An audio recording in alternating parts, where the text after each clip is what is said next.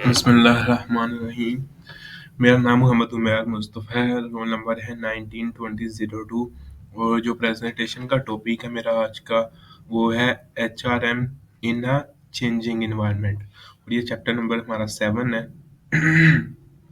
First of all हम इसमें देखेंगे एचआरएम एनवायरनमेंट में हमें एक चेंजिंग एनवायरनमेंट में कौन-कौन से चैलेंजेस दरपेश आते हैं।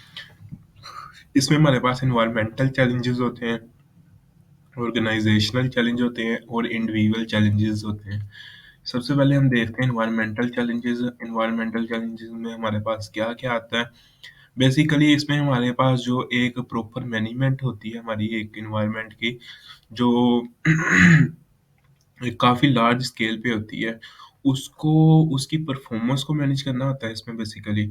और इसमें रैपिड चेंजेस आते ही रहते हैं इंटरनेट पे, इन पे डिफरेंट किस्म की रेगुलेशंस आती रहती हैं, डिफरेंट किस्म के वर्कफोर्स डाइवर्सिटी आती रहती है, ग्लोबलाइज़ेशन, लेजिस्लेशन इन्वॉल्विंग इस तरह की इसमें फैमिली रोल्स मैनेज करना एक एनवायरनमेंट में, इसमें जो शॉर्टेज हो रही हैं उन्हें मैनेज करना, जो स्किल्स की शॉर्टेज है और डिफरेंट किस्म की सर्विसेज को राइज करना।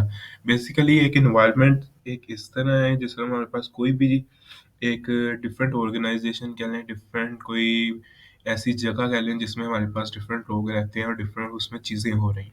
तो उस एनवायरनमेंट को हमने इसमें मैनेज करना होता है। इसमें हमारे पास डिफरेंट किस्म की चीज़ें चेंज भी हो रही होती हैं, जैसे डिफरेंट फैमिलीज़ रोल्स भी होते हैं, डिफरेंट किस्म की शॉर्टेज भी हो रही होती है।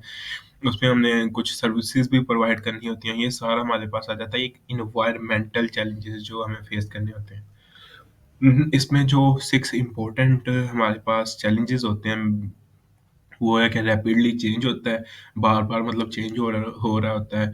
जो हमारे काम करने की डाइवर्सिटी है वो काफ़ी मतलब कम से कम हो रही होती है, ज़्यादा हो रही होती है, वो भी रैपिडली चेंज हो रही होती है, ग्लोबलाइज़ेशन हो रही होती है, लेजिस्लेशन हो रही होती है, उसमें टेक्नोलॉजी के डिफरेंट एस्पेक्ट हमें हैंडल करने पड़ते हैं। उसमें हमने डिफरेंट किस्म के फैमिलीज़ रोल्स हमने मैनेज करने होते हैं, हमारे पास स्किल्स की अगर शॉर्टेज हो रही है या सर्विस सेक्टर में उसे हमने मैनेज करना होता है, ये भी हमारे लिए काफ़ी बड़ा चैलेंज होता है। रैपिड चेंज में बेसिकली हमारे पास क्या आता है, डिफरेंट जो ऑर्गेनाइज़ेशन बेसिकली होती हैं उसको एक एनवायरनमेंट में जो चीज़ें डिफरेंट चेंज हो रही होती हैं, बार-बार रैपिडली का मतलब होता है बार-बार चेंज होना।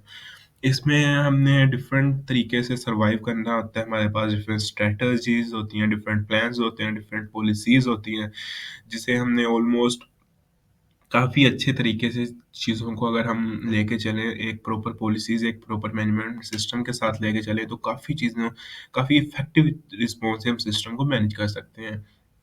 इसमें कोई as I told you before, इसमें हमारे पास कुछ पॉलिसीज़ वगैरह हमारी हेल्प करती हैं, जिससे हम किसी भी एक ऑर्गेनाइज़ेशन की चीज़ों को, एक्सटर्नल चीज़ों को या इंटरनल चीज़ों को अच्छे तरीके से मैनेज कर लेते हैं।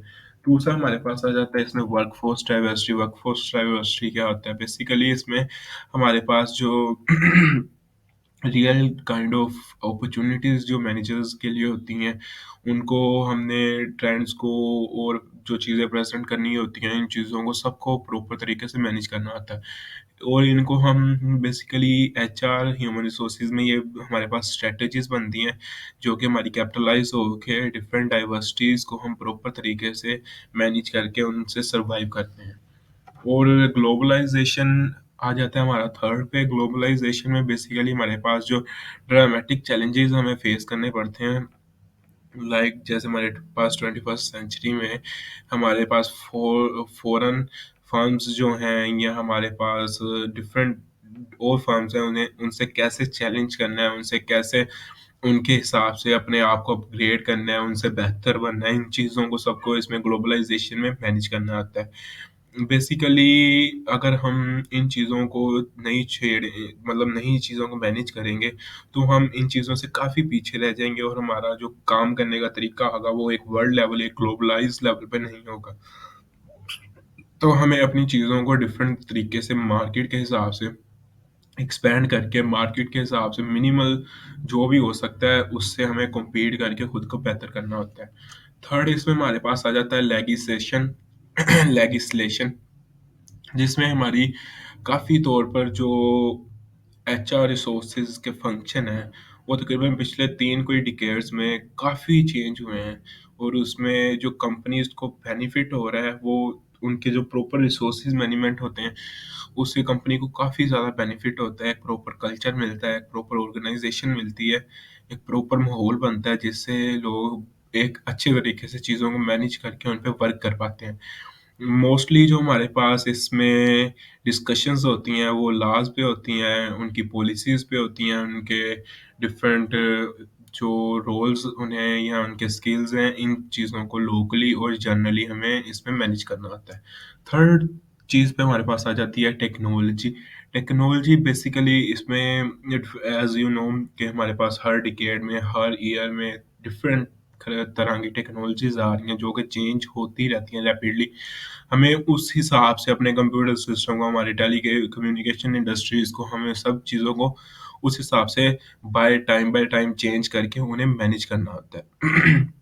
और इसमें हर इंडिविजुअल को चांस मिलता है कि वो अपने स्किल्स को बेहतर करे, 3 से 4% या जिस तरह भी 3 टू 4 टाइम्स अपने करियर में अगर उसने आगे बढ़ना है, तो वो उसे 100% खुद को अपग्रेड करना पड़ेगा टेक्नोलॉजी के हिसाब से। Next one is organisational challenges. इसमें हमें ऑर्गेनाइज़ेशन में क्या चैलेंजेज़ आते हैं, हमारा ये मेन टॉपिक है। सेकंड फर्स्ट था एनवायरमेंटल चेंजिंग। अब बात करते हैं ऑर्गेनाइज़ेशनल चेंजिंग। बेसिकली ये इंटरनल फर्म्स को तकरीबन उसकी तरफ चले जाते हैं, उसकी तरफ रेफ़र हो जाता है। इसमें हमारे पास होता है हमने कि प प्रोडक्ट में जो एनवायरनमेंट में प्रोडक्ट के चैलेंजेज़ आ रहे हैं, उसे कैसे ऑपरेट करके उसे बेहतर करना है।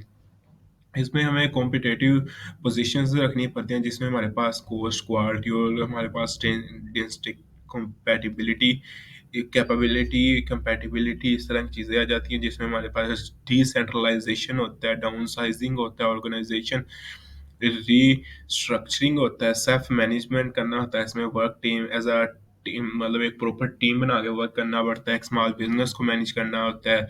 इस तरह के ये सारे तकरीबन चैलेंजेस हमारे पास आ जाते हैं। डाउनसाइज़िंग एक बहुत बड़ा है, इसमें डिसेंट्रलाइज़ बहुत बड़ा एक चैलेंज होता है हमारे पास।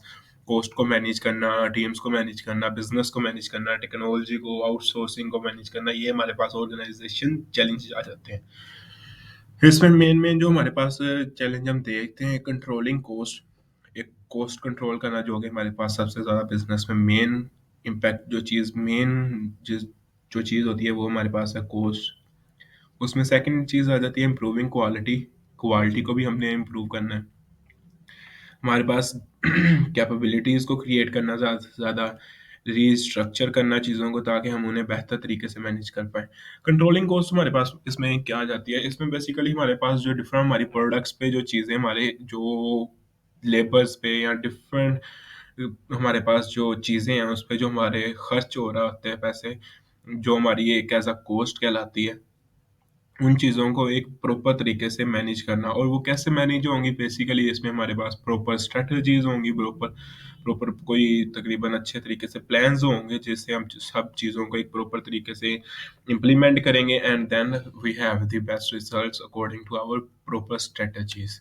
And the second one is improving quality. इसमें बेसिकली हमारे पास जो हम किसी भी कंपनी में कोई भी प्रोडक्ट है, उसमें मेन चीज़ होता है उसकी क्वालिटी पे काम करना। अगर हमारे पास क्वालिटी नहीं सही होगी, तो वो प्रोडक्ट हमारी कामयाब कभी भी नहीं होगी, क चाहे आप सस्ता बेचें, महँगा बेचें। इसमें यही चीज़ आएगी, इम्प्रूविंग क्वालिटी। हमने अपने जो मैनेजमेंट सिस्टम में जो चीज़ें हैं, जो भी कंपनी में चीज़ें हैं, उन्हें हमने प्रॉपर तरीके से मैनेज करके उनकी क्वालिटी को इम्प्रूव करना होता है, और हमारे पास जो फाइनल प्रोडक्ट या सर्विस होती है, उसे हमने एक क्वालिटी प्रोडक्ट और क्वालिटी सर्विस बनाना होता है।